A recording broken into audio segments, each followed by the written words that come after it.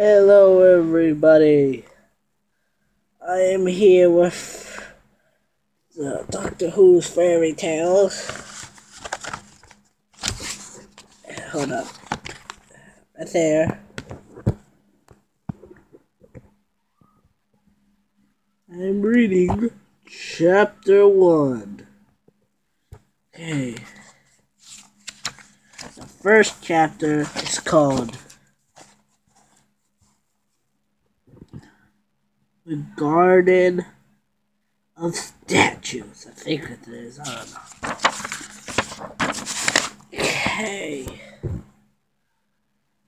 I haven't just put this down. Once upon a time, there was a house at the edge of a town. It was a large house, far larger than the old couple who lived in it. Named, but they had lived there since they were very young and saw no reason to stay. As well as being large, the house was also surrounded on all sides by vines, garden, lawns, and terraced fountains, and features flowers and trees stretched out all around it. It was the old couple knew an idea place for children to play, so they didn't mind the local children sneaking in through the gates or over the walls. In fact, they enjoyed it. They loved to hear the sounds of youth, to see the children running and hiding and having fun. The children had came to understand that the old man and woman who lived in the house were very happy for them to play there.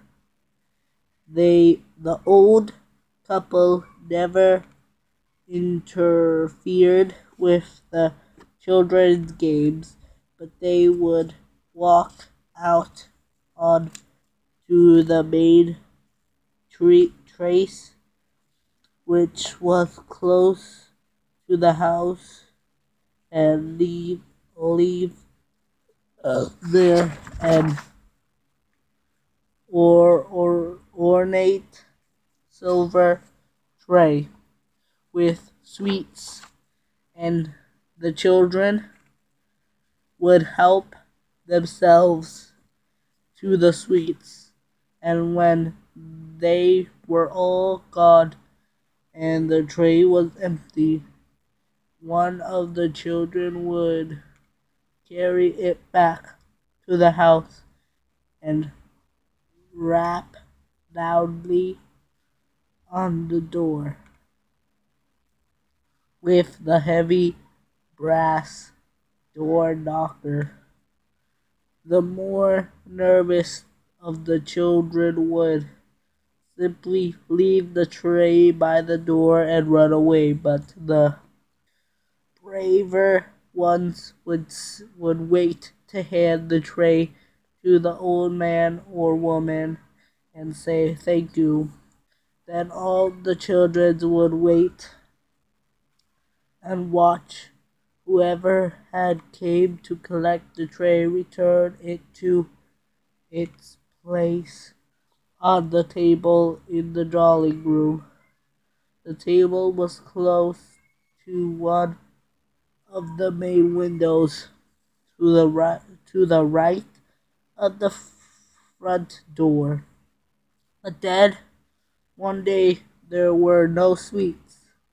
One of the more courageous children, a boy called Tormin, Tarmin or something, creeped up to the house and peered out the drawing room window. He could see the old woman sitting inside. She was all alone. She looked up and spotted Tarmin at the window. For a moment, he seemed surprised.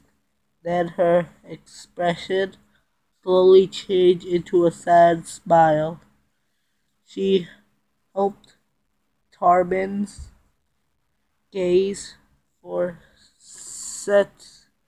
several seconds before looking away again. Even from outside the window, Tarmin was sure she was crying.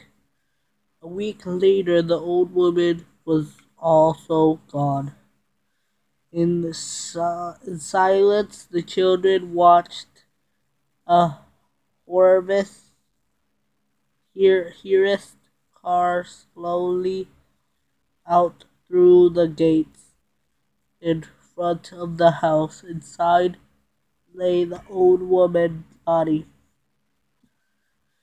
The heiress was carrying her to be laid to rest with her husband.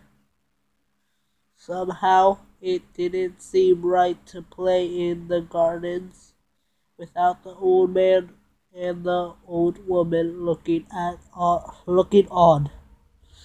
The children came to the gardens less and less, and the grounds of the house became overgrown and neglected. A year after the old woman had died, some of the children returned to the gates in front of the house in the, the time since they had last played. Their sorry, their the house was its gardens had became a place to be observed.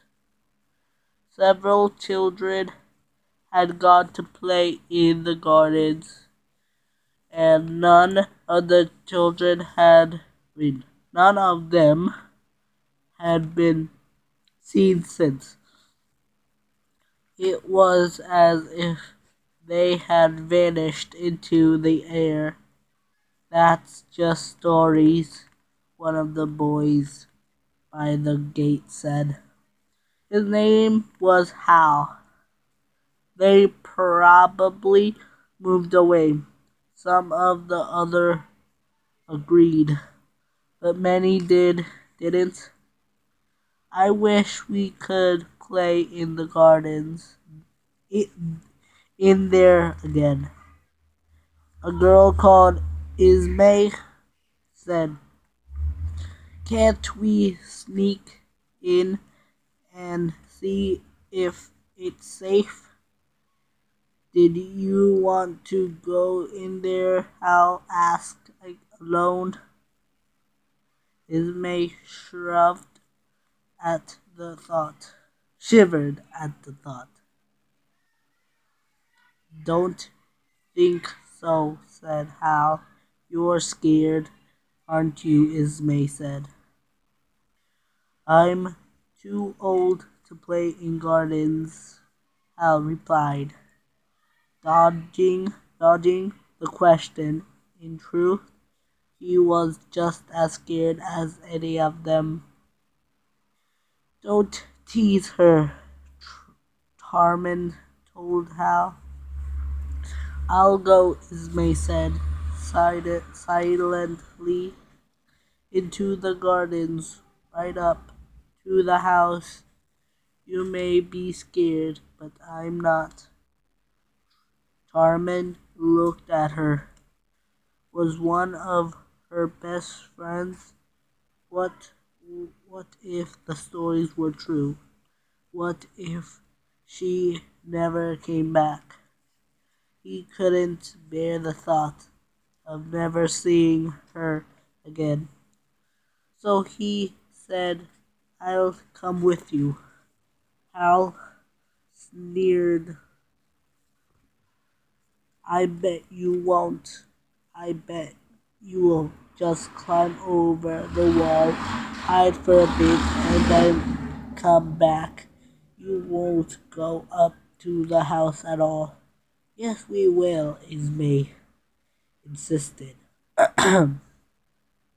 We proved it too. We, we'll prove it too. How, how, how admitted. Ismay frowned. She had no idea, but Tarmin did. The silver tray the old man and old woman used to put out, with sweets on it, he said. It was always on the table in the drawing room, never the window. What about it? Hal asked. We'll go into the house and bring it back to show you, Tarmin told him. That's right, Ismay agreed. Then you'll know we've been right up to the house. Right inside the house, I suppose, Hal said. Hal said nothing more until Tarmin and Ismay were being helped by the other children to climb the wall. He watched them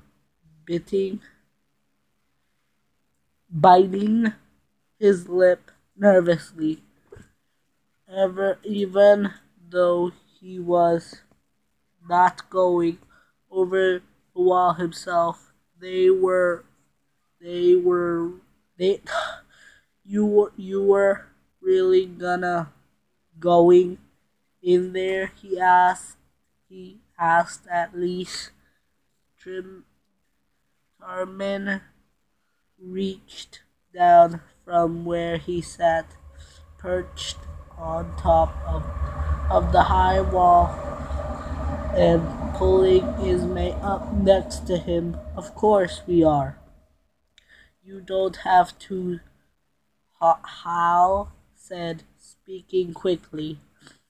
I was just teasing. It could be dangerous. What if something really did happen to the others in there? What if it happens to you? Then I guess we won. We won't be coming back, Ismay told him.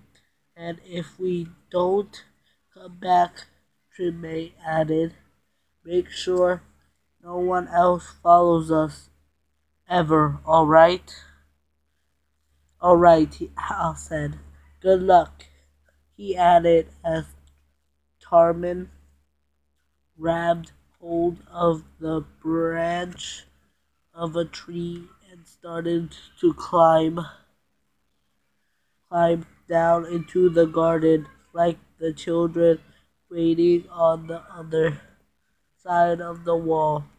Tarmin thought that it would not be long before he and Ismay were climbing back over the wall, laughing with relief and branching the silver tray. Well, I guess I'll leave it at that.